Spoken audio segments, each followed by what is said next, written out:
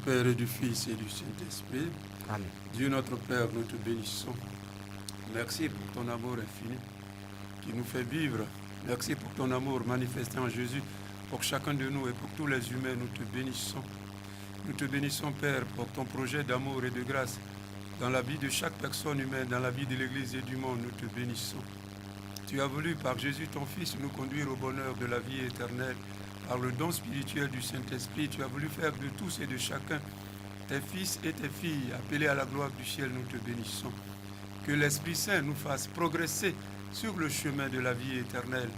Que l'Esprit Saint nous soutienne, nous aide à être dociles à ta volonté, à la découvrir dans nos vies, dans l'histoire du monde, de l'Église, et à l'accomplir avec joie, quelles que soient les circonstances et quels que soient les moments.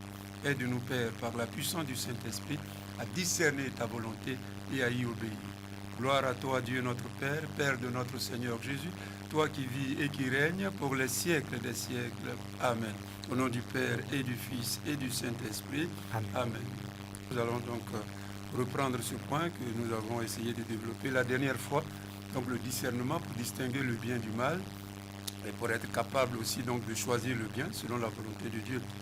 Romains chapitre 12, versets 1 à 2, l'apôtre Paul dit, et je cite, « Je vous exhorte, mes frères, au nom de la miséricorde de Dieu, à vous offrir vous-même un sacrifice vivant, saint et agréable à Dieu. C'est cela le véritable culte que vous devez rendre à Dieu. Ne vous conformez pas aux habitudes de ce monde, mais laissez Dieu vous transformer et vous donner une intelligence nouvelle. Vous pourrez alors discerner ce que Dieu veut, ce qui est bien, ce qui lui est agréable, ce qui est parfait. » Romains 12, 1, 2. 1 Thessaloniciens chapitre 5, versets 19 à 22. N'éteignez pas l'Esprit Saint, mais discernez la valeur de toutes choses. Ce qui est bien, gardez-le. Éloignez-vous de tout ce qui porte la trace du mal. Matthieu au chapitre 13, versets 24 à 28. Jésus proposa une autre parabole à ses disciples. Il en va du royaume des cieux comme d'un homme qui a semé du bon grain dans son champ. Pendant que les gens dormaient, son ennemi est venu. Par-dessus, il a semé de l'ivraie en plein milieu du blé et s'en est allé. Quand l'herbe eut poussé et produit l'épi, alors apparut aussi l'ivraie. Les serviteurs du maître de maison vinrent lui dire, « Seigneur, n'est-ce pas du bon grain que tu as semé dans ton champ? D'où vient donc qu'il s'y trouve de l'ivraie ?»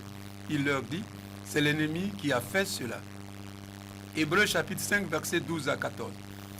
Il s'est passé suffisamment de temps pour que vous deveniez des maîtres dans la foi.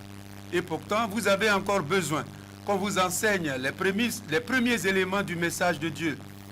Vous avez encore besoin de lait au lieu de nourriture solide. Celui qui se contente de lait n'est qu'un enfant. Il n'a aucune expérience au sujet de ce qui est juste. Par contre, la nourriture solide est destinée aux adultes qui, par la pratique, ont les sens habitués à distinguer le bien du mal. Alors, chers frères et chères sœurs, dans ce texte donc, de la lettre aux Hébreux, chapitre 5, versets 12 à 14, l'auteur sacré constate que les chrétiens auxquels il s'adresse ne sont pas encore adultes dans la foi et dans la vie nouvelle de la grâce. Il constate donc que ses destinataires sont encore comme des enfants et non des adultes, car ils ne savent pas discerner la volonté de Dieu. Donc la raison fondamentale, c'est que ces chrétiens ne savent pas discerner la volonté de Dieu. Donc le discernement de la volonté de Dieu fait passer, comme nous l'avons dit dans les dernières catéchèses, le chrétien, quel qu'il soit, de la vie chrétienne vécue comme un enfant à la vie chrétienne d'adulte. Le discernement de la volonté de Dieu, c'est le basculement, c'est le déclic. Il fait passer la vie d'un chrétien, l'expérience de foi d'un chrétien, de l'expérience de la vie chrétienne vécue comme un enfant à l'expérience de la vie chrétienne vécue comme un adulte. Donc le discernement est essentiel. Donc, et l'auteur poursuit, et ce fait qu'ils ne savent pas discerner la volonté de Dieu fait aussi qu'ils ne savent pas distinguer le bien du mal selon le plan de Dieu. Selon le plan de Dieu, chacun de nous a ce qu'il appelle bien, ce qu'il appelle mal, selon son caractère, selon son tempérament. Mais ici, il s'agit du bien et du mal selon le plan de Dieu, selon la volonté de Dieu manifestée dans le Christ. Voilà, c'est là. Voilà, ils ne savent pas distinguer le bien du mal selon le plan de Dieu, selon la volonté de Dieu manifestée dans le Christ. Une confusion règne encore au niveau de leur choix, au niveau de leurs décisions et au niveau de leur comportement. Il y a une confusion. Voilà. Donc les auditeurs auxquels s'adresse donc ce test de la lettre aux Hébreux, voilà, il y a une confusion qui règne au niveau de leur choix, au niveau de leurs décisions et au niveau de leur comportement. Par conséquent, ils doivent encore s'ouvrir davantage à l'Esprit Saint afin qu'il les rende capables donc de discerner. C'est l'Esprit Saint qui rend le chrétien capable de discerner la volonté de Dieu. Ce n'est pas question de bonne volonté. Voilà, ce n'est pas parce que moi je suis évêque Bébi que spontanément je discerne la volonté de Dieu. Non, il faut l'Esprit, il faut l'ouverture à l'Esprit, il faut la docilité à l'Esprit. C'est l'Esprit donc qui donne à chaque baptisé, à chaque chrétien et à toute communauté chrétienne la capacité intérieure et spirituelle de discerner la volonté de Dieu, de savoir distinguer le mal du bien et de choisir donc ce qui est bien aux yeux de Dieu, ce qui est bien selon le plan de Dieu, ce qui est bien selon la volonté de Dieu. Et donc, par conséquent, quand le chrétien, justement, il sait discerner la volonté de Dieu et il sait distinguer le mal du bien selon le plan de Dieu, alors l'Esprit Saint lui donne donc d'adopter un comportement évangélique qui convient. Donc, le comportement évangélique. Donc, la finalité du discernement, c'est que le baptisé ou la communauté qui discerne adopte un comportement évangélique. Donc c'est par rapport à l'évangile. Donc comportement évangélique qui convient à la situation, à la circonstance, à l'événement, à l'histoire personnelle, communautaire, ecclésiale. Donc la finalité du discernement, oui, c'est d'adopter un comportement évangélique. Le comportement évangélique qui convient dans la situation. Si on est en situation de guerre, que le discernement, c'est par rapport à l'évangile du Christ. Voilà, l'Esprit Saint va nous discerner. Bien sûr, beaucoup d'hommes peuvent dire non, il ne faut pas faire ceci, il ne faut pas faire cela, mais c'est par rapport au comportement évangélique qui convient. Par rapport au discernement de la volonté de Dieu, c'est adopter le courage, la détermination d'adopter dans l'événement, dans la situation, ce qui se passe, ce qui arrive, un comportement qui soit vraiment, véritablement évangélique. Que ce soit un chrétien, un croyant, un baptisé, mais que ce soit aussi une communauté chrétienne ou un groupe. Donc la finalité du discernement, c'est dans l'Esprit Saint, c'est d'adopter, être capable. Donc l'Esprit Saint donne aux chrétiens le courage, la détermination, la volonté, l'intelligence d'adopter le comportement évangélique qui convient à la circonstance. Qui convient à la circonstance. Continue. En effet, la grâce du salut que le chrétien a reçue donc de Dieu par le Christ dans l'Esprit Saint, voilà, cette grâce-là, à cause du discernement, le discernement fait aussi grandir le chrétien dans la foi. Voilà. Donc le discernement fait justement grandir le chrétien. Voilà. Le chrétien, la grâce, la vie nouvelle de la grâce, la vie de Dieu que nous avons reçue au baptême, grâce au discernement, oui, le discernement permet au chrétien d'avancer, de progresser, d'avancer sur le chemin du royaume, le chemin de la vie éternelle. Si le chrétien ne sait pas discerner, alors il recule, il régresse. Au lieu de progresser, au lieu de développer en lui la grâce, la vie nouvelle, il régresse. Donc, le discernement, c'est aussi un élément fondamental de croissance spirituelle, de croissance dans la vie divine, de croissance dans l'expérience de Dieu en Christ par l'Esprit. Donc, le discernement, c'est un moyen de croissance individuelle, mais aussi communautaire. C'est par le discernement qu'un chrétien grandit dans la foi, qu'une communauté chrétienne grandit dans la foi. Donc, à ce niveau de la croissance spirituelle, le discernement aussi est essentiel, est important. Et parce qu'il met toujours le chrétien en marche. Il rend le chrétien toujours ouvert à la volonté de Dieu, quelles que soient les circonstances. Le chrétien n'est pas fermé sur son passé, sur des conceptions, mais il est toujours ouvert dans le présent à ce qui est nouveau, à la nouveauté de Dieu, à l'appel de Dieu dans le présent, dans les événements, dans la circonstance. Donc, grâce au discernement et donc à la force du Saint-Esprit, le chrétien, intérieurement, dans son cœur, dans son âme, il est toujours ouvert à la volonté de Dieu. Il n'est pas fermé sur sa propre volonté. Il n'est pas fermé sur ses propres idées, mais il est toujours ouvert intérieurement à la volonté de Dieu. Où se trouve la volonté de Dieu? À quel niveau se trouve la volonté de Dieu? Comment dois-je accomplir la volonté de Dieu? À quoi Dieu m'appelle aujourd'hui dans l'événement? À quoi m'appelle-t-il? Donc, l'appel de Dieu devient toujours présent. Ce n'est pas un appel figé dans son passé, au moment où il a été baptisé, ou s'il est un évêque, au moment où il a reçu l'ordination, mais l'appel de Dieu devient toujours présent. Voilà, actuel. Un appel de Dieu toujours actuel grâce au discernement. Donc, le discernement, en quelque sorte, actualise ou réactualise continuellement dans la vie du baptisé l'appel au salut, l'appel de grâce qu'il a reçu au baptême ou dans les autres sacrements. C'est toujours actuel. Sinon, si on ne discerne pas, on fige l'appel de Dieu dans le passé. C'est comme si on a répondu une fois à Dieu et puis c'était fini. Non. La réponse que chacun doit donner à Dieu, elle est actuelle, elle est présente. dans ton histoire aujourd'hui, dans ta vie présente, dans tout ce qui t'arrive. Donc l'appel de Dieu n'est pas figé dans ton passé. N'est pas une fois pour toutes. Non, l'appel de Dieu est toujours actuel et le discernement le rend justement toujours actuel, toujours présent. Et cela est très important pour chacun de nous. Donc, pour nous tous, nous devons découvrir que Dieu est présent dans notre histoire par le don spirituel du Saint-Esprit et son appel est toujours actuel. Et donc, tous les événements qui nous arrivent, qu'ils soient heureux, qu'ils soient tristes, qu'ils soient personnels, qu'ils soient communautaires, qu'ils soient nationaux, qu'ils soient d'église, etc., tout ça, il y a des appels de Dieu que nous devons savoir interpréter. Nous savons devoir interpréter, lire, savoir accueillir. Donc, dans tous les événements qui nous arrivent, il y a toujours un appel de Dieu. Un appel évangélique de Dieu. Un appel de grâce de Dieu. Comment, dans cet événement, nous pouvons donc décrypter, analyser, interpréter l'appel de Dieu que Dieu me lance aujourd'hui dans ma situation, dans la situation actuelle et présente, comment répondre à Dieu.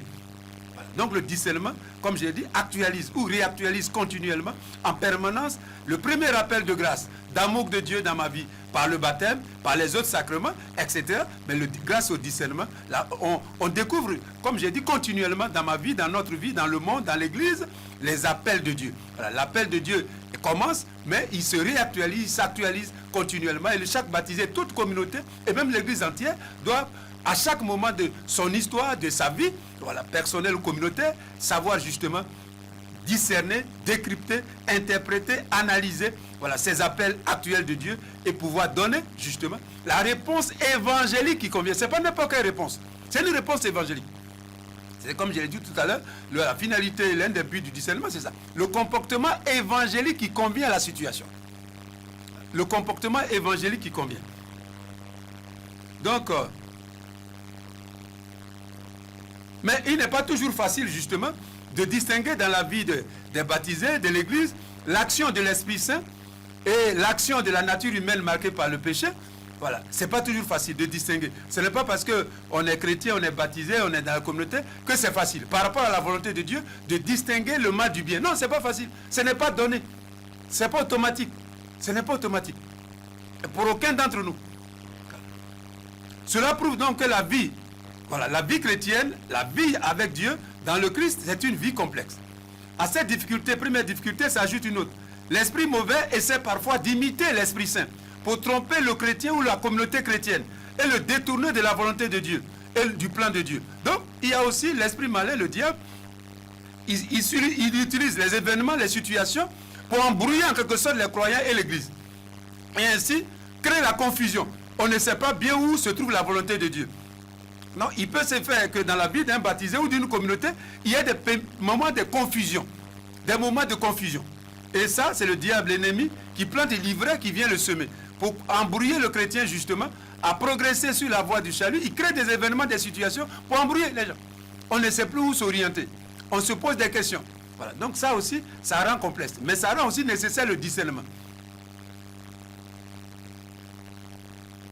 Donc, ces moments de difficulté font partie.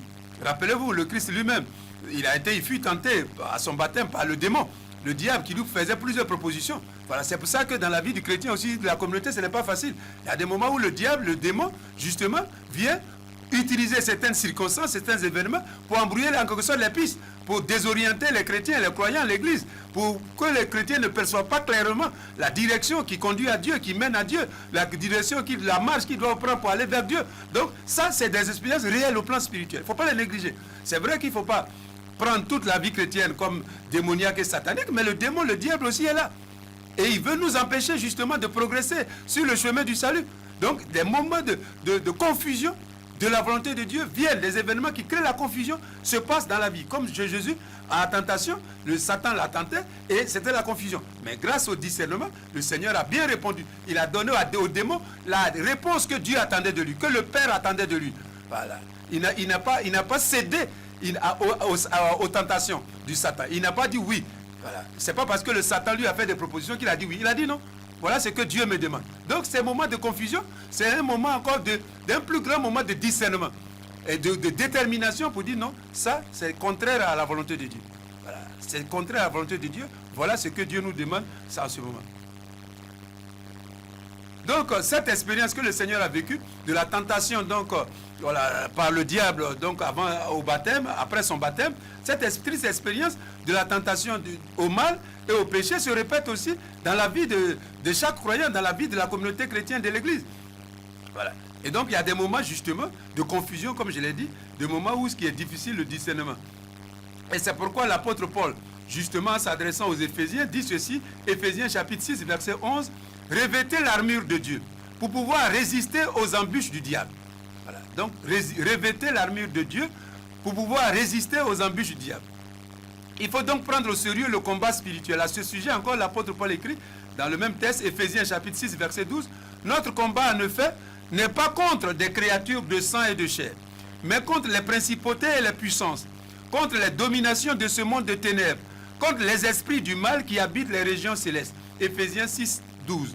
Donc l'apôtre Paul aussi, il est conscient que dans sa vie personnelle, mais dans la vie de la communauté chrétienne, il y a des moments où justement l'esprit malin essaie de créer la confusion, la zizanie, pour que justement les chrétiens ne puissent plus clairement discerner, reconnaître la volonté de Dieu, l'interpréter et justement l'accomplir. Parce que chaque fois qu'un baptisé ou la communauté chrétienne discerne la volonté de Dieu et l'accomplit, comme je l'ai dit tout à l'heure, cette communauté ou ce croyant progresse sur le chemin du salut. Il avance résolument vers Dieu, donc il est seul. Et cela ne plaît pas à Satan, aux ennemis de Dieu. C'est pourquoi Jésus lui-même nous met en garde les croyants. En Matthieu chapitre 7, versets 15 à 20, le Seigneur Jésus nous dit, « Gardez-vous des faux prophètes qui viennent à vous vêtus en brebis, mais qui au-dedans sont des loups rapaces. C'est à leurs fruits que vous les reconnaîtrez. Quand ils tondent des raisins sur un buisson d'épines ou des figues sur des chardons, ainsi tout arbre bon produit de bons fruits, mais l'arbre mauvais produit de mauvais fruits. Un bon arbre ne peut pas porter de mauvais fruits. Si un arbre mauvais porte de bons fruits, ni un arbre mauvais porter de bons fruits. Tout arbre qui ne produit pas un bon fruit, on le coupe et on le jette au feu. Ainsi donc, c'est à leurs fruits que vous les reconnaîtrez. Donc, le discernement aussi, c'est par rapport aux fruits qui se produisent dans la vie d'un croyant, dans la vie d'une communauté chrétienne. Les fruits, les actions. Est-ce que les actions sont inspirées par le Saint-Esprit? Est-ce que les paroles qu'un chrétien prononce sont inspirées par l'Esprit? Alors Jésus dit oui, celui-là c'est un bon fruit, c'est-à-dire il est dans la volonté de Dieu. Donc, le discernement concerne aussi à décrypter, à analyser, à interpréter les paroles d'un chrétien, les actions d'un chrétien, l'attitude d'un chrétien, le comportement d'un chrétien pour savoir si ce chrétien-là, il est inspiré par Dieu, par l'Esprit de Dieu, ou au contraire, il est inspiré par Bébé-Zéboul, par Satan, alias Lucifer. Donc, dans la communauté chrétienne, ce n'est pas tout discours, tout comportement qui vient de Dieu. Ce n'est pas parce que je suis évêque automatiquement, mon comportement, mes propos sont forcément de Dieu. Il faut discerner les fruits. Dans la vie d'un baptisé, d'un croyant, quel qu'il soit, d'une communauté chrétienne, c'est le discernement, comme dit Jésus, des fruits, c'est-à-dire de son comportement, de ses paroles, de ses actions. Et si ces actions-là sont agréables à Dieu, sont conformes à la volonté de Dieu, alors lui, là, il est vraiment inspiré de Dieu. Par contre, si c'est son comportement, si ses propos, si c'est son discours, si son attitude, ses relations sont mauvais conformément à la volonté de Dieu, c'est qu'il n'est pas inspiré par Dieu. Au contraire, il est inspiré par Bézéboul. Donc il faut aussi avoir le courage de faire ce discernement. Il ne faut pas faire la confusion des actions. Vous-même, même si je suis évêque, vous devez discerner. Si l'évêque vient par exemple, je vous dis, ah, bon maintenant on va faire palabre dans le diocèse. Vous allez dire, ah mon Seigneur, vraiment, c'est vrai, vous êtes notre évêque, mais palabre là, ça ne fait pas partie de l'évangile. Voilà, c'est pas sûr que ça soit un fruit du Saint-Esprit. Voilà, c'est ça, il faut avoir le courage. Même vous les fidèles. Oh oui, ce n'est pas parce que c'est moi l'évêque qui parle que tout ce que je dis est forcément. C'est les fruits. Les fruits, comme dit Jésus. Matthieu chapitre 7, verset 15 à 20. Gardez-vous. Voilà, donc c'est à leurs fruits, à leurs actions, à leur comportement que vous reconnaîtrez les vrais prophètes, c'est-à-dire les vrais amis de Dieu, qui sont dociles à la volonté de Dieu, qui savent discerner. Par contre aussi, par leurs actions, par leur comportement, par leurs propos, vous savez que ça là, ça ne vient pas de Dieu. C'est pour ça que le discernement est important. Nous, souvent dans notre vie, on reste aux apparences, ou on reste aux préjugés. Non, il faut quelque chose d'intérieur. Et là, le Seigneur nous donne une clé, une grille de lecture et d'interprétation de le discernement. Voilà, il parle justement, tout bon arbre produit de bons fruits. Si les fruits sont bons, tu es un bon arbre. Ça veut dire, le bon, ça veut dire que ça vient de Dieu, de la volonté de Dieu. du discernement du Saint-Esprit. Mais si les fruits, c'est-à-dire les actions, le comportement, les discours, les propos sont contraires au plan de Dieu, à l'amour de Dieu, au Saint-Esprit, non, ça veut dire que l'arbre est mauvais. Il n'est pas conforme à Dieu. Il ne faut pas accepter.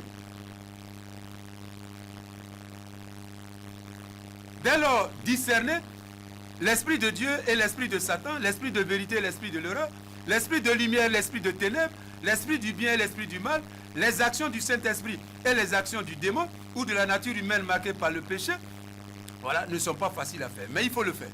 Et cela dans la vie de toute personne et dans la vie de tout groupe, dans l'histoire même du monde. Il y a des moments où ce qui se fait est conforme à la volonté de Dieu et porte beaucoup de fruits sur le plan de Dieu. Et puis il y a des moments, ça arrive, des moments plus sombres, des moments plus tristes. Mais le chrétien doit être capable de la communauté de discernement. Donc le discernement apparaît donc comme le moyen de salut indispensable, comme un moyen de salut indispensable et essentiel pour chaque baptisé et pour toute l'Église. Donc, comme j'ai dit, c'est un moyen de salut indispensable et nécessaire pour chaque baptisé. Pour chaque baptisé, pour ne pas, justement, comme dit Jésus, ne pas te laisser égarer. D'abord, ne pas t'égarer sur le chemin du salut, mais ne pas te laisser égarer. S'il n'y a pas le discernement, la tentation est simple, c'est de t'égarer toi-même ou de te laisser égarer. Donc, il faut, en tout événement, il faut te demander, mais cet événement-là, par rapport à la voie du salut, est-ce que ça m'égare? Est-ce que ça m'éloigne du chemin de Dieu? Ou au contraire, ça me met sur le chemin de Dieu? Si tu as vu que c'est un moment, c'est un événement qui t'éloigne du chemin de Dieu, tu dois dire non. Tu dois dire non.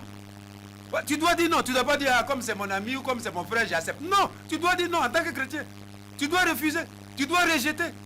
Ça t'éloigne de Dieu. Ça t'égare. Ça te disperse. Ça ne t'envoie pas au salut. Nous, on est chrétiens pour aller pour que Dieu nous sauve. Sinon, pourquoi on est chrétiens? À quoi ça sert? De perdre notre temps et nos énergies. Non, c'est pour que Dieu nous sauve. Donc le discernement, c'est pour voir aussi les occasions, voilà, soit pour discerner les occasions d'égarement possibles. Soit que toi-même tu t'égares, soit que d'autres t'égarent, ou les événements t'égarent. Et quand tu as discerné, tu as vu ces événements, tu dois dire non, tu dois les rejeter. C'est pourquoi, je le dis, le discernement est donc un moyen de salut indispensable et nécessaire pour chaque baptisé et pour tout groupe, pour toute communauté chrétienne. Le discernement est indispensable. Indispensable et nécessaire. Alors, après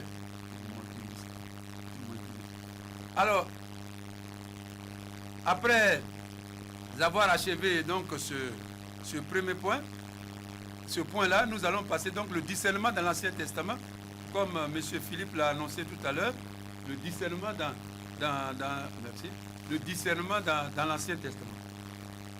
Dans l'Ancien Testament, le discernement se présente comme une attitude critique du croyant face à l'appel de Dieu. Donc le chrétien, il se trouve d'abord, je l'ai dit tout à l'heure, face à l'appel de Dieu. Il a découvert que sa vie même est un appel de Dieu. Et il a découvert des appels de Dieu dans sa vie. Donc une attitude critique pour discerner l'appel de Dieu.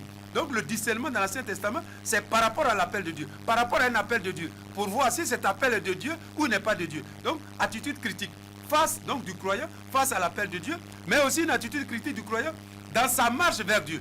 Donc, face à l'appel de Dieu et dans la marche vers Dieu. Donc, il y a comme deux voies ou deux aspects du discernement dans l'Ancien Testament. Donc, par rapport à l'appel de Dieu.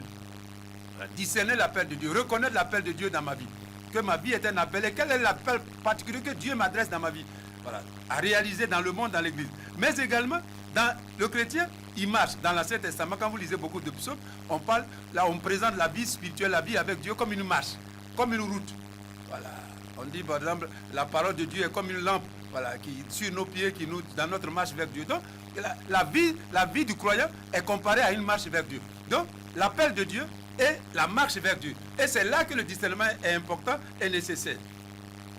Dans l'Ancien Testament, donc, Dieu opère des choix selon son plan de salut. Donc, Dieu choisit des hommes, des personnes, pour réaliser son plan de salut. Il choisit ce qu'il veut comme il veut.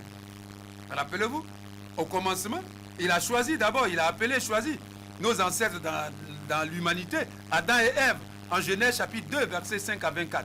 Ensuite, par exemple, Abraham, notre père aussi dans la foi, en Genèse 12, 24, on connaît bien l'appel d'Abraham. On dit qu'il était âgé, il était quelque part, et le Seigneur lui a dit, vous voyez les appels de Dieu. Voilà, donc ici, comme j'ai dit, dans l'Ancien Testament, ça part de l'appel de Dieu. Ton existence, ta vie, que tu reconnais d'abord comme un appel de Dieu. Un appel gratuit de Dieu. Voilà, la vie même, la vie humaine, est un appel de Dieu, sans aucun mérite de notre part. Ce n'est pas un concours que nous avons passé pour exister. On a découvert qu'on existe, n'est-ce pas? On découvre qu'on existe. On n'a pas passé un concours. Voilà, pour dire que tu as ceux qui ont réussi existent et ceux qui n'ont pas réussi ont échoué, ils n'existent pas. Donc, on découvre d'abord le discernement, de fait de comprendre aux croyants, aux chrétiens, à l'Église, que notre existence est un don de Dieu, un don gratuit de Dieu. Voilà où s'enracine le discernement dans l'Ancien Testament. Voilà, comme un appel gratuit de Dieu, comme un don de Dieu. Voilà, comme un don de Dieu. Et je cite par exemple à Abraham, notre père, qui a été appelé. Ensuite, on connaît bien l'expérience du peuple d'Israël, voilà, le premier peuple de Dieu, le peuple d'Israël en Exode chapitre 19, verset 8, ou à Exode chapitre 24, verset 3. Ensuite, les rois qui ont été appelés les chefs, etc. Voilà. Donc, ici, le discernement, c'est part de ce principe que l'existence humaine ou l'existence du croyant est un don gratuit de Dieu, est un appel de Dieu. Donc, comprends toi ta vie humaine et chrétienne comme un appel de Dieu. Voilà d'abord. Et comme c'est un appel, il y a une réponse. Voilà les deux choses qui sont liées. Appel et réponse vont ensemble. Mon existence humaine sur la terre, dans l'église et dans le monde, est un appel de Dieu. Est un appel de Dieu. C'est Dieu qui l'a voulu. Mais au-delà de l'existence donnée, c'est un appel. Et qui attend de moi une réponse. Et quand je vais découvrir que ma vie est un appel, et que je vais m'insérer, je vais m'efforcer, je vais m'éduquer à répondre, à donner à Dieu la réponse de l'appel que j'ai découvert, alors je vis pleinement, j'existe pleinement, et ma vie aura toute sa valeur, toute sa portée, tout son sens et toute sa pertinence dans le monde, dans l'église et partout où je serai. C'est quand le baptisé, le chrétien dans l'Ancien Testament, a découvert que sa vie est un appel de Dieu et qu'il y a une réponse que Dieu attend de lui, alors il vit pleinement. Même on peut prolonger ça même dans le Nouveau Testament, la bienheureuse Vierge Marie, Saint Joseph, voilà, tout ça, vous voyez que ça revient. Voilà, ils ont découvert que leur vie était un appel de Dieu et ils se sont laissés entièrement emporter par cette réponse. Pour eux, tout ce qui existe, c'est de répondre à Dieu. C'est tout, le reste est fini. Répondre à Dieu. Dans les joies, dans les difficultés, l'essentiel, c'est de répondre à Dieu. Donc vous voyez que le discernement ici, il est profond, même si c'est dans l'Ancien Testament. Alors continuons. Pour accepter et adhérer à ces choix mystérieux et souverains de Dieu, il faut dépasser l'obscurité de la raison et des circonstances pour répondre à ces appels de Dieu dans la confiance absolue et l'obéissance du cœur. Voilà, donc, j'ai dit, pour accepter et adhérer à ces choix mystérieux, à ces appels mystérieux de Dieu. Voilà, c'est mystérieux. Humainement, on ne peut pas tout les expliquer humainement. Il faut dépasser l'obscurité de la raison et des circonstances pour répondre à ces appels. Donc, je l'ai dit tout à l'heure, dans la confiance absolue, dans l'obéissance du cœur et s'engager résolument dans le chemin quotidien d'une recherche et d'une vie de foi. Donc, prenons l'exemple de notre père Abraham. On dit qu'il était chez lui, à Haran, dans sa région. Mais un jour, il a entendu l'appel de Dieu. Voilà. Jusque-là, il vivait sa vie par rapport à lui-même, sa volonté. Ce qu'il voulait, c'est ce qu'il faisait. Voilà. Il croyait en Dieu, il était un croyant juif, mais il n'avait pas découvert que toute son existence, voilà, Dieu l'avait déjà précédé, l'avait déjà préparé, et que toute sa vie était un appel de Dieu. Et que le jour où il a compris, il a accueilli cet appel de Dieu intérieur et extérieur, et il s'est engagé à fond à répondre à Dieu, à vivre son existence comme un appel de Dieu, toute la vie d'Abraham s'est transformée. Donc, on peut vivre sa vie comme un appel de Dieu, et là, c'est le sens plein du croyant. Ma vie est un appel de Dieu. Et tout ce que je suis, mes joies, mes peines, tous mes projets, doivent répondre à Dieu. C'est une réponse que je dois donner à Dieu. Que ce soit au niveau de la famille, de l'engagement politique dans l'église, etc. Je réponds à Dieu consciemment et volontairement. C'est une réponse que je donne à Dieu. Une réponse existentielle que je donne à Dieu. Je réponds à Dieu. C'est ça qui est fondamental dans la vie de l'église et du croyant. Tant qu'on ne comprend pas que son existence est pleinement un appel de Dieu, non. On peut faire des bonnes choses dans l'église, dans la société, mais on ne vit pas comme croyant pleinement son existence, pleinement sa vie, non. On vit pleinement sa vie et son existence de croyant, de baptisé, d'évêque, etc. Le jour où tu comprends que c'est un appel de Dieu, c'est Dieu qui t'a appelé. Et que tu es en train de répondre, non pas à des hommes, même si tu vis avec des hommes, mais tu réponds à Dieu. La réponse que tu donnes est existentielle, mais c'est à Dieu que tu réponds. Tu ne réponds pas à quelqu'un. Lui, il est le bénéficiaire, il va bénéficier, vous vivez ensemble. Mais intérieurement, extérieurement, tu dois être convaincu que c'est à Dieu que tu réponds. Comme Abraham, notre père dans la foi. Tu réponds à Dieu, au plan de Dieu sur toi. Tu as découvert que ta vie, ton existence est un appel de Dieu. Et par conséquent, tu as le devoir de croyant de répondre à Dieu. Donc, les autres, nos frères, nos parents, nos soeurs, nos collègues, nos confrères, eux, ils vont bénéficier. Mais tu vis désormais ta vie en présence de Dieu. Voilà l'appel nous oblige dans le discernement dans l'Ancien Testament à vivre en présence de Dieu. Et les Abraham, tous les gens, les Moïse, ils avaient conscience que désormais, toute leur vie doit être vécue en présence de Dieu comme une réponse à Dieu, qui les a appelés, qui les a choisis. Une vie vécue en présence de Dieu. Donc le discernement dans l'Ancien Testament, l'autre terme, l'autre vocabulaire, c'est une vie consciemment vécue en présence de Dieu. Une vie chrétienne de croyant vécue en présence de Dieu. En présence de Dieu. Il faut donc discerner. Ce n'était pas facile, je l'ai dit tout à l'heure, même pour les gens, les Abraham et tout ça, les gens de l'Ancien Testament, les croyants de l'Ancien Testament, le discernement n'était pas facile. Voilà, parce qu'il fallait discerner. Par exemple, Abraham, on dit il avait des troupeaux de bœufs, il avait des biens, il était dans son village avec ses parents, mais quitter là son village, ses biens, pour répondre à l'appel de Dieu, ce n'était pas facile. Donc le discernement, certainement, n'a pas été facile. Pour découvrir que c'est Dieu qui m'appelle et que je dois laisser tout ça, abandonner cela pour répondre à Dieu, aller, comme il dit, dans un pays qu'on ne connaît pas, mais ce n'était pas facile. Ça n'a pas été certainement facile pour lui, ni pour les autres. Et donc le discernement n'est pas facile parce qu'il y a toujours un mystère. L'appel de Dieu dans ma vie, dans mon histoire personnelle ou communautaire, et au moment où je vis, il y a comme un mystère qui plane dessus. Mais c'est pourquoi le discernement est important et il est nécessaire. Donc pour les croyants de l'Ancien Testament, il s'agit, le discernement, c'est pour entrer dans les vues de Dieu. Le discernement permet d'entrer dans les vues de Dieu. Donc de reconnaître l'appel de Dieu, de reconnaître donc, de pouvoir répondre à cet appel, de pouvoir marcher en présence de Dieu, vivre en présence de Dieu et vivre toute son existence comme une marche résolue vers Dieu. Donc on a conscience qu'on marche vers Dieu. Quoi qu'il arrive, c'est Dieu qui nous conduit, c'est Dieu qui nous protège, c'est Dieu qui nous aide. Donc une vie entièrement vécue en présence de Dieu. Donc comme je l'ai dit, c'est une catégorie importante dans le discernement des croyants de l'Ancien Testament. Voilà, une vie vécue vers Dieu, une marche vers Dieu, mais aussi en même temps une vie vécue en présence de Dieu. Les deux convictions sont là. On marche vers Dieu, ma vie va vers Dieu, elle va s'achever en Dieu, mais en même temps, je vis en présence de Dieu. C'est lui qui me garde, c'est lui qui me protège, c'est lui qui me conduit.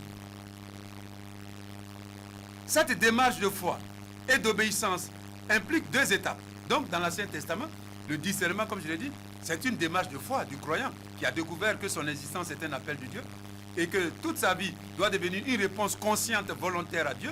Et il marche vers Dieu, il vit en présence de Dieu, qui Dieu le garde. Ces convictions sont, donc, dans le discernement, sont fondamentales pour l'homme de foi de l'Ancien Testament. Donc, il y a démarche de foi.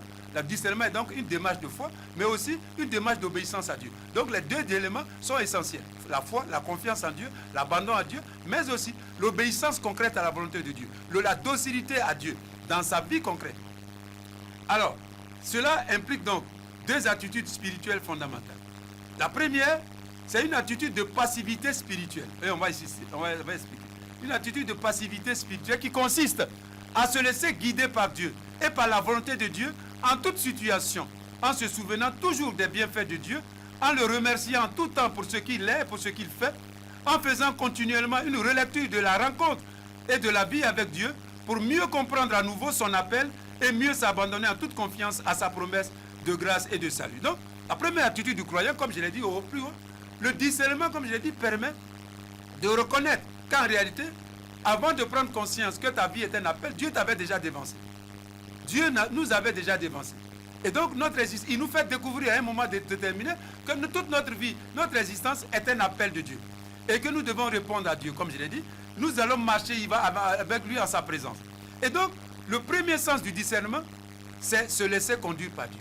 La prise de conscience que toute ton histoire, c'est Dieu qui l'a conduit. C'est ça qu'on appelle attitude de passivité. Donc, le premier acteur dans le discernement, c'est Dieu. Mais il te fait prendre conscience qu'il était déjà là dans ta vie et que c'est lui qui te conduit et que c'est lui qui t'a fait prendre conscience que ta vie est un appel qui vient de lui et que tu dois y répondre en marchant vers lui, en vivant à sa présence. Donc, c'est ce qu'on appelle attitude de passivité spirituelle. Donc, vous voyez que dans le discernement ou dans la vie du salut, sur la voie du salut, sur le chemin du salut, c'est Dieu qui conduit d'abord, qui nous conduit. Souvent, on pense que dans l'expérience de Dieu, c'est nous qui faisons. Non, c'est Dieu. Donc, il faut d'abord prendre conscience. Donc, dans le discernement, dans la vie de foi d'Abraham, par exemple, Abraham a pris conscience que c'est Dieu qui l'appelle. Ce n'est pas Abraham qui a appelé Dieu. C'est Dieu qui l'appelle. Donc, ici, dans le premier mouvement, Abraham est comme passif. C'est Dieu qui est l'acteur premier. Dans le discernement, c'est Dieu qui est le premier acteur. C'est lui qui agit. C'est lui qui est le premier à agir. C'est lui qui prend l'initiative. C'est lui qui a déterminé. Donc, c'est ce qu'on appelle attitude de passivité spirituelle. Mais en réalité, c'est le croyant qui est passif, mais c'est Dieu qui est l'acteur. Premier. Et ça, c'est fondamental dans la vie de tout croyant. Savoir que, en réalité, toute ta vie, Dieu est à l'œuvre. C'est la présence de Dieu. C'est l'action de Dieu qui te précède, qui t'accompagne. Voilà, donc ici. Maintenant, la deuxième attitude, c'est, donc ici, la passivité, le croyant est passif, Dieu agit, il a pris conscience que c'est Dieu qui est tout. Mais le deuxième moment, comme je l'ai dit tout à l'heure, c'est maintenant celle de la réponse et de l'action du croyant. Donc, maintenant, premier, Dieu est là, c'est lui qui fait tout. Mais l'action de Dieu, la présence de Dieu, l'appel de Dieu, met le croyant en mouvement. Mouvement intérieur et mouvement extérieur. Voilà. Mouvement intérieur et mouvement extérieur. Et cela devient la réponse consciente et volontaire que le croyant doit donner à Dieu. Et alors il doit agir. Donc réponse et action vont ensemble. Voilà. Le deuxième mouvement du discernement, premier, c'est un mouvement de foi, d'abandon à Dieu, de découverte de Dieu, de l'appel de Dieu. Deuxième moment, c'est le moment de réponse. Et la réponse, consciente et volontaire, implique un engagement, une détermination, des actions, des réactions pour répondre à Dieu. Et cela passe par le discernement. Voilà. Quelle réponse donner à Dieu pour que cette réponse-là soit conforme à l'appel de Dieu. Soit conforme à l'appel de Dieu. Donc, c'est le deuxième. Et cela consiste donc, comme je l'ai dit, à s'engager personnellement et en toute responsabilité sur le chemin de Dieu. Donc, en présence de Dieu. Voilà. Donc, s'engager personnellement et en toute comme un responsable sur le chemin de Dieu. Sur le chemin qui mène à Dieu. Par la foi et l'obéissance de la foi à la volonté de Dieu, au commandement de Dieu, à la parole de Dieu. Cela demande aussi de rechercher à entrer toujours plus en profondeur sous la conduite de Dieu, dans la nouveauté que Dieu réserve toujours à ceux qui croient en lui. Donc, comme je l'ai dit, le discernement, l'appel de Dieu, met le croyant en marche, en mouvement intérieur et extérieur. Et donc, Dieu conduit le croyant par le discernement et dans la réponse qu'il va donner de nouveauté en nouveauté. Le croyant ne connaît pas tout ce que Dieu va lui demander. Il ne connaît pas les détails. Il ne connaît pas les détails. C'est à chaque moment qu'il faut découvrir les détails, les événements concrets et la manière concrète de répondre à Dieu. Donc Dieu, il va conduire le croyant comme de nouveauté en nouveauté. Donc Abraham, quand Dieu lui a dit quitte ici, tout, mais Dieu ne lui a pas dit. C'est quand maintenant il va aller, qu'il va découvrir, qu'il va reconnaître. Et c'est donc dans chaque situation qu'Abraham doit discerner la manière concrète de répondre à Dieu pour être fidèle au premier appel que Dieu lui a adressé. Donc ici, comme on le voit, le discernement dans l'Ancien Testament s'inscrit dans le plan de Dieu.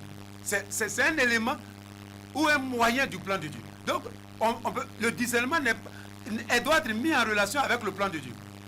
Voilà. C'est en rapport, en relation avec le plan de Dieu qu'on parle de discernement. Il en est une étape essentielle, et je l'ai dit, un moyen indispensable et nécessaire de sa réalisation. Donc, le discernement, c'est un élément clé du plan de Dieu, mais un élément aussi, comme je l'ai dit, essentiel, indispensable de la réalisation du plan de Dieu dans la vie d'un croyant, dans la vie d'une communauté chrétienne, dans la vie d'un groupe, dans la vie du monde et de l'Église. Voilà. Par le discernement, se réalise concrètement aujourd'hui dans ma vie d'évêque, ici à moi, la volonté de Dieu et donc le plan de Dieu. C'est pour ça que le discernement, comme je l'ai dit, est essentiel. Est essentiel. Ce n'est pas que tu as fini le baptême ou tu as fini d'être ordonné évêque et puis c'est fini. Ta vie chrétienne est terminée. Non. C'est par le discernement que tu progresses. C'est par le discernement que tu permets à Dieu de réaliser concrètement dans ta vie aujourd'hui son plan de salut pour toi, ton plan de salut pour l'Église, pour le monde, pour tes parents, pour tes amis.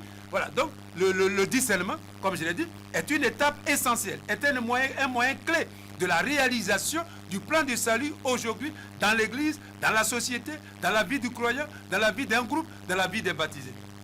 Mieux, le discernement se définit comme un acte ou une action de Dieu dans le processus de réalisation de son plan. Donc, dans le processus de réalisation du plan de Dieu, dans la vie d'un croyant, d'un baptisé, de la communauté chrétienne ou de l'Église, oui, le discernement apparaît, se définit comme un acte ou une action hautement spirituelle, hautement de Dieu.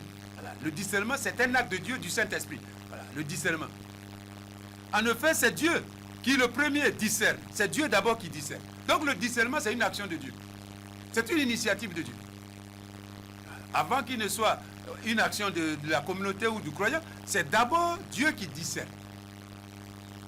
Dieu qui discerne.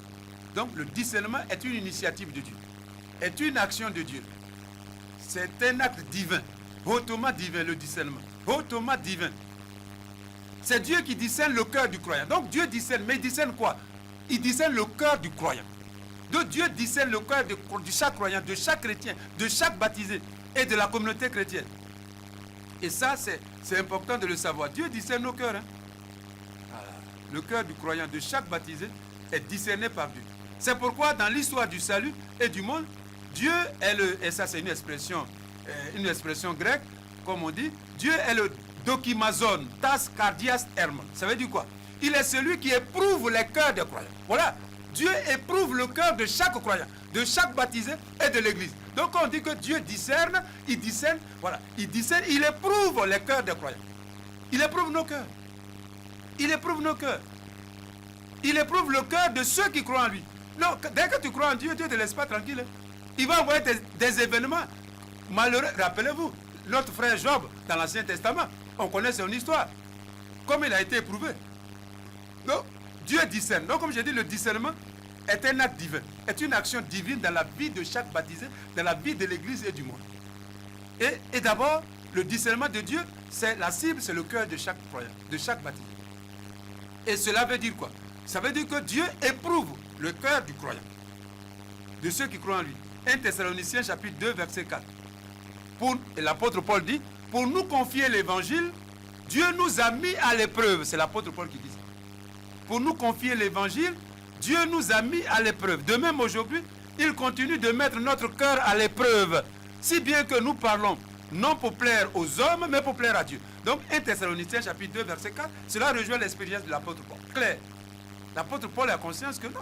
Pour lui confier l'évangile, Dieu l'a mis à l'épreuve. Et de même encore, Dieu continue de le mettre à l'épreuve. Donc Dieu met le croyant à l'épreuve. Comme le forgeron met l'or à l'épreuve du feu, dans le but d'en vérifier la qualité, dans le but de séparer le faux métal du bon, et dans le but d'obtenir un métal précieux sans scorie par la purification. Par la purification. Donc Dieu, il purifie le cœur du croyant. C'est pas parce que tu es chrétien, tu es évêque, que Dieu va te laisser tranquille. Hein. Non, c'est pas possible. C'est pas possible. Donc le discernement ici, dans l'Ancien Testament, vient de Dieu. C'est une action de Dieu, c'est une œuvre de Dieu.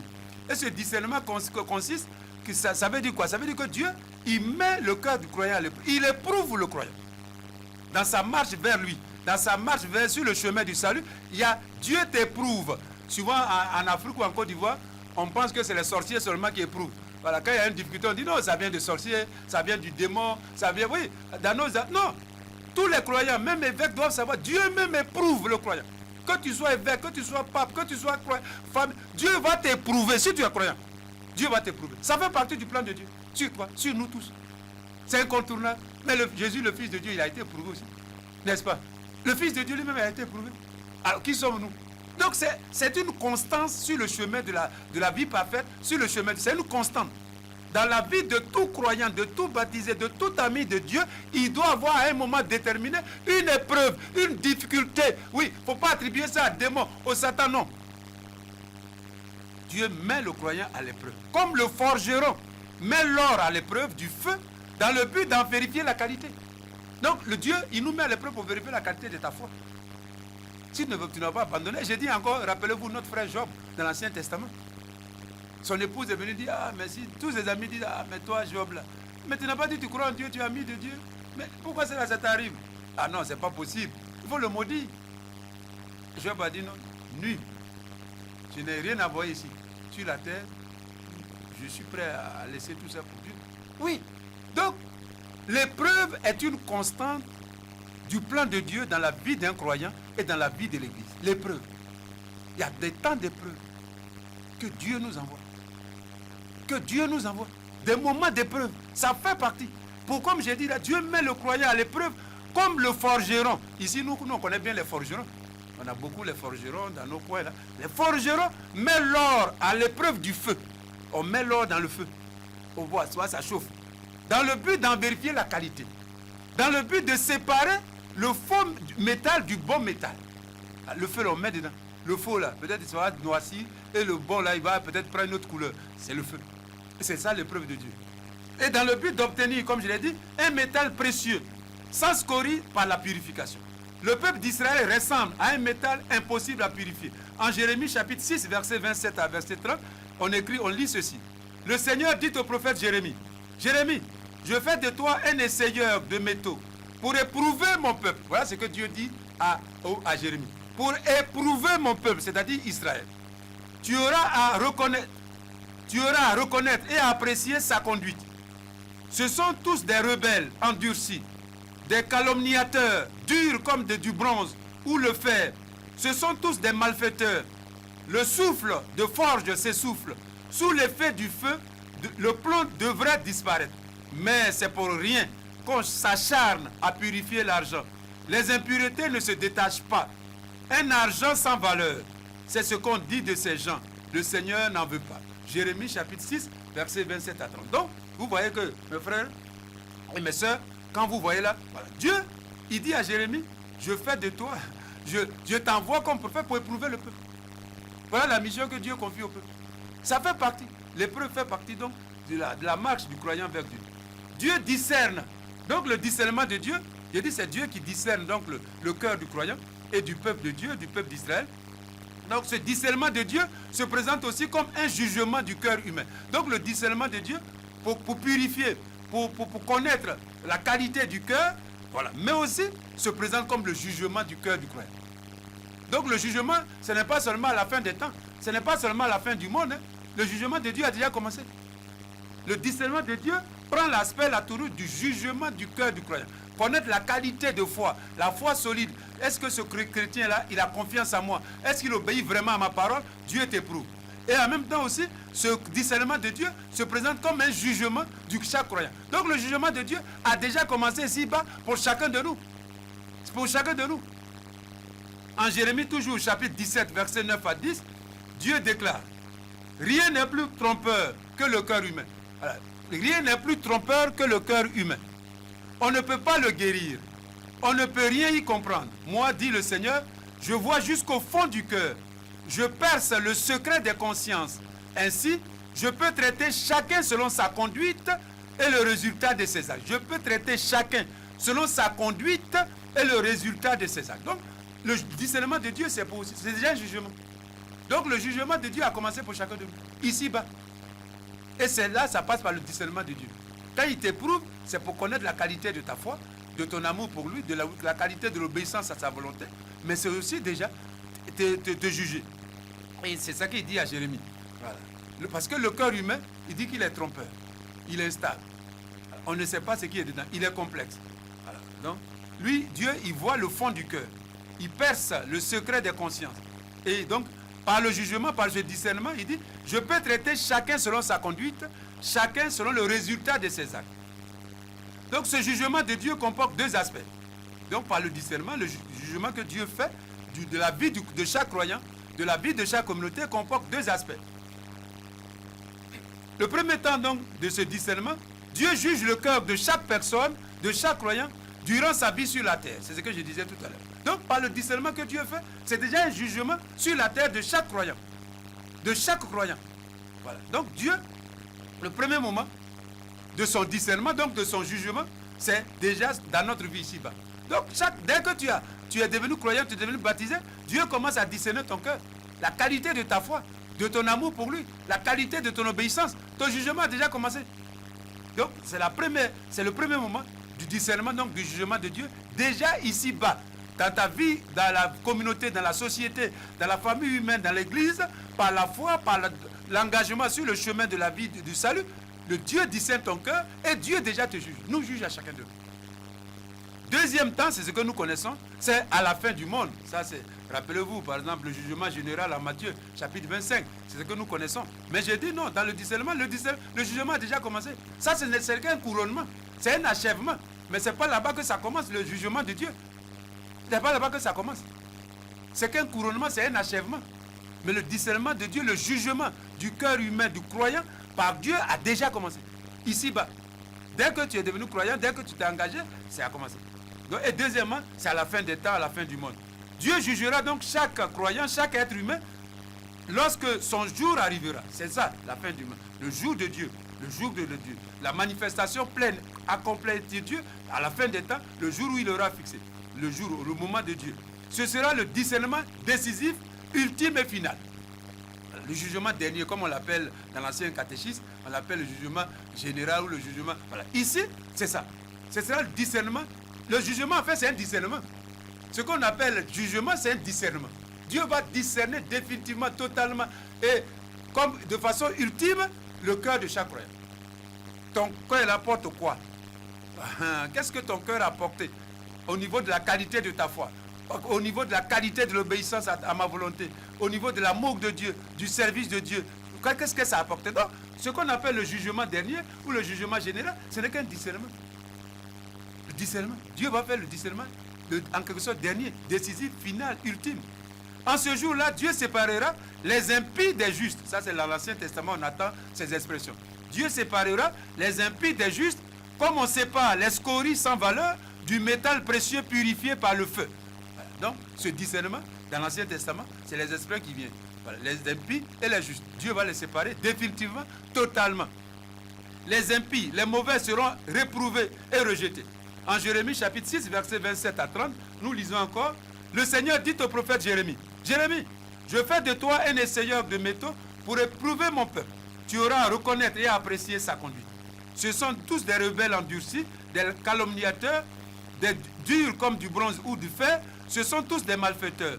Le souffle de forge s'essouffle. Sous l'effet du feu, le plomb devrait disparaître. Mais hélas, c'est pour rien qu'on s'acharne à purifier l'argent. Les impuretés ne se détachent pas. Un argent sans valeur, c'est ce qu'on dit de ces gens, le Seigneur n'en veut pas. Donc vous voyez, le Seigneur n'en veut pas. Donc, il dit à Jérémie, on va discerner. Et ce qui n'est pas bon, on va les rejeter. Donc le Seigneur n'en veut pas.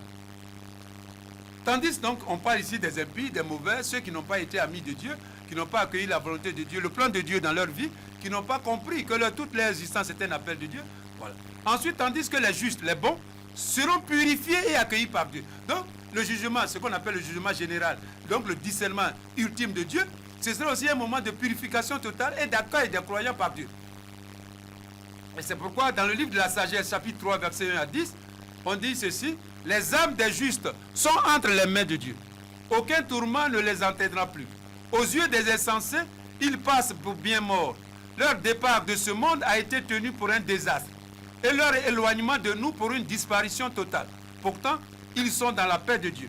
Selon les hommes, ils ont subi des peines, mais ils avaient la ferme espérance de connaître l'immortalité. Leur souffrance était légère en comparaison du grand bonheur qu'ils recevront. Dieu les a mis à l'épreuve. Voilà ce qu'on dit. Dieu les a mis à l'épreuve et les a trouvés dignes d'être avec lui. Voilà l'expression fondamentale. Dieu les a éprouvés et les a trouvés dignes d'être avec lui. Donc, quand Dieu nous éprouve, même ici-bas, c'est pour voir si nous sommes dignes d'être avec lui, totalement et définitivement. C'est pour ça. Et il dit, le texte continue, il les a éprouvés, comme l'or qui passe au creuset, il les a accueillis comme un sacrifice complet offert sur l'autel. Donc vous voyez, sagesse, du livre de la sagesse, chapitre 3, versets 1 à 10. C'est un beau texte. Tout est dedans. Voilà. Dieu les a mis à l'épreuve et les a trouvés dignes d'être avec lui dans la gloire. Dieu les a éprouvés et les a jugés dignes d'être avec lui dans la gloire. Au moment fixé par Dieu pour le jugement, ces justes-là brilleront d'un vif éclat. Ils seront comme des étincelles qui courent à travers la paille en y propageant le feu. Ils jugeront les nations, ils domineront les peuples et le Seigneur sera leur roi pour toujours. Ceux qui mettent leur confiance en Dieu comprendront alors que son plan est vrai. Ceux qui lui sont fidèles demeureront unis à lui dans l'amour. En effet, Dieu se montre favorable et bon envers ceux qui lui sont attachés. Il assure sa protection à ceux qu'il a choisis. Le texte est beau. Quant aux gens qui méprisent Dieu, ils recevront la punition que mérite leur façon de penser, car ils ont dédaigné les justes et tourné le dos au Seigneur. Donc, le texte de la sagesse.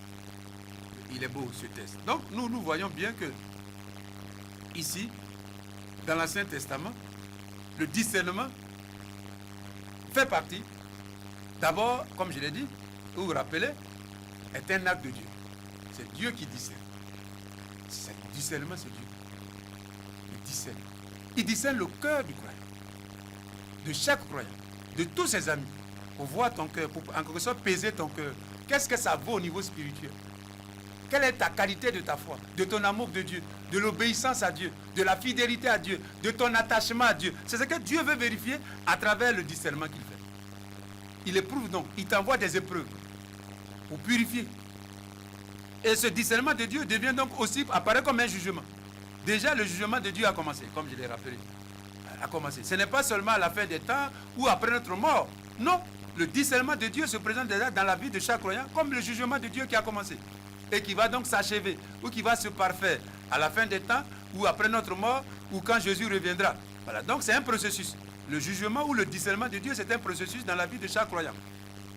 Et donc, il va discerner, comme dit dans l'Ancien Testament, il va discerner voilà, le cœur de croyant. Et ceux qui sont donc justes, qui sont vraiment fidèles à Dieu, qui sont vraiment attachés à Dieu, Dieu va leur donner la récompense. Donc, en même temps que Dieu discerne, il nous juge, il nous prépare à vivre pleinement avec lui et à nous donner pleinement l'immortalité, la vie éternelle, le bonheur même de Dieu. Donc, dans le discernement de Dieu, il y a en même temps le don de la grâce de Dieu, du bonheur de Dieu, du salut éternel, du salut définitif plénier que Dieu prépare aux croyants, aux baptisés, à ceux qui l'aiment, à ceux qui sont attachés à lui. Par contre, le discernement de Dieu aussi concerne les impies, les injustes, ceux qui sont ennemis de Dieu, ceux qui ne font pas la volonté de Dieu, qui ne connaissent pas Dieu, qui n'aiment pas Dieu, qui ne cherchent pas le règne de Dieu dans leur vie, dans le monde, dans l'église. Oui, ceux-là aussi, Dieu va discerner leur cœur. Mais pour eux, ce sera punition, ce sera sanction, ce sera éloignement de Dieu, du bonheur de Dieu, de la vie divine, de la gloire du ciel, quand le jour de Dieu se manifestera. Le jour dernier de Dieu se manifestera, mais dans la vie de chaque personne humaine, qui est déjà créée par Dieu, qui est déjà voulue par Dieu, dans la vie de chaque personne humaine, et donc aussi du croyant qui est un appel de Dieu, le discernement de Dieu a commencé.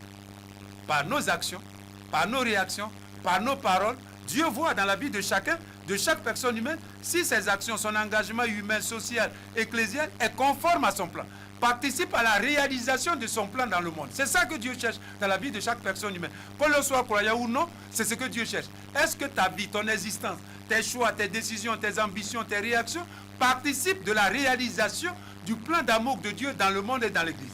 Voilà ce que Dieu, comment Dieu dit ça. Voilà ce que Dieu dit. Rappelez-vous, Jésus a dit dans un texte de l'évangile que même les prostituées vont vous précéder. Les prostituées même vont vous précéder. Donc il ne s'agit pas seulement d'être membre de la communauté chrétienne, d'être membre, d'être baptisé, pour que Dieu te discerne ton cœur et considère que tu l'aimes. Non. Dieu, non. Ça ne suffit pas. Ça ne suffit pas. Il faut encore que ta vie, tes engagements, tes réactions, tes actions, tes ambitions participent de la réalisation du plan de Dieu dans ta propre vie et dans la vie des autres et de l'Église. Comment ta vie, ton existence s'insère dans le plan de Dieu et comment ton existence tout entière participe de la réalisation du plan de Dieu ici à Mans, en Côte d'Ivoire, dans ta famille, dans l'Église, dans ta communauté, dans le monde. Voilà ce que Dieu cherche. Le discernement de Dieu, ça porte sur ça. Ça porte sur ça. Non, il ne faut pas seulement nous qui sommes croyants, déjà on a la grâce d'être baptisés, d'être membres de la communauté chrétienne, mais ça ne suffit pas. Ça ne suffit pas. Ce n'est pas un passeport automatique qui nous est donné. Non. Il faut que notre vie maintenant s'insère, comme j'ai dit, consciemment et volontairement dans la réalisation du plan de Dieu. Dans le monde, dans l'église. Alors là, le discernement pour nous est positif. Voilà. Notre vie est déjà engagée, il est positif, il nous prépare à ce bonheur définitif de Dieu. Mais si, comme Jérémie, Dieu parle à son peuple, comme Jérémie, l'Ancien Testament, vous avez reçu la loi, Abraham, les prophètes, mais vous ne répondez pas consciemment à la volonté de Dieu, vous ne savez pas discerner. Non, tout ce que vous avez reçu ne vous servira de rien.